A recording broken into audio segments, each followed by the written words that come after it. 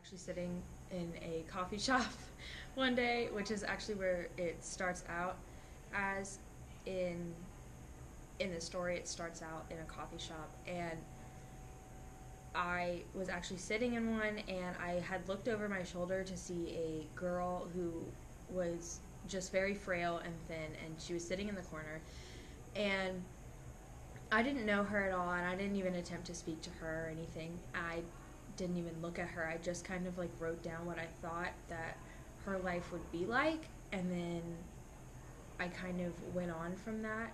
And then when I left later that day, I had kind of like ignored it, like, because it's just something I do. I just kind of like jot down like what people look like and things like that.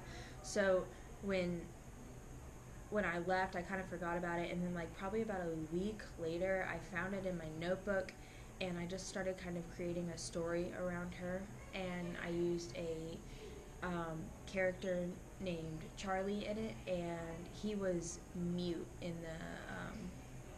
the story, and I think what kind of like what I the reason why I made him mute is because I have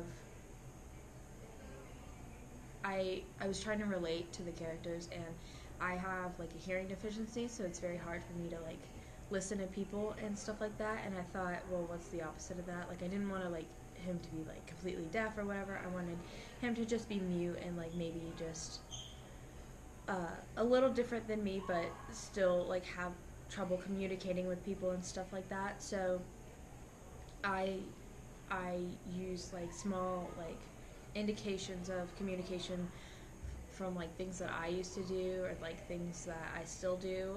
Like even though people are like different and things like that, then like it shouldn't like change the way like you look at somebody, or like whatever. Kind of cliche, I know, but like it's like using like characters that don't speak, or like characters that are like different from the others, or like maybe have something going on but you don't really know. So I just think like it should be like a little message to like be kind to a bunch of people, like even if you don't know what's going on. So It didn't really have a real inspiration. It was kind of still more like just experimenting with style and stuff like that. Cause kind of like with my self portrait, where I was kind of just going crazy.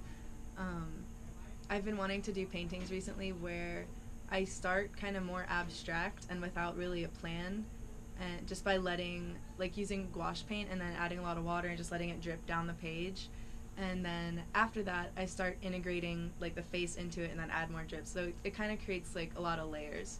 And so yeah, I was just trying to go more for spontaneous styles again.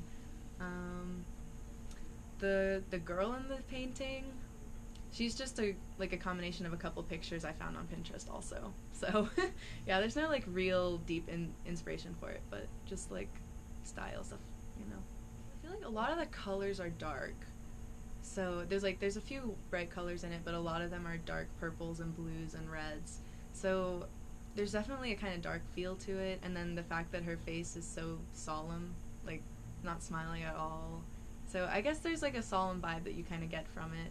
Um, as far as like the title goes, because when I showed the painting to my dad, he looked at it, and I think it was just an anatomical error on my part, but like, you know, the I guess it's like the, I don't know what bone this is, but like in this area, sternum? yeah, sternum, where it's like it's a little bit darker in that area, you know, and I think I made it too dark because he said it looked like there was a hole in her chest.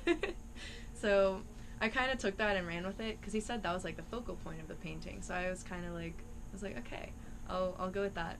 And so yeah, I feel like the title of Peri Mortem goes well with that, like the solemn theme of it, and then the fact that it looks like she has a hole in her chest, like maybe she got shot or something. And then I'm pretty sure Peri Mortem means like just before death or something like that. So it's pretty. I think it fits the painting pretty well too. okay.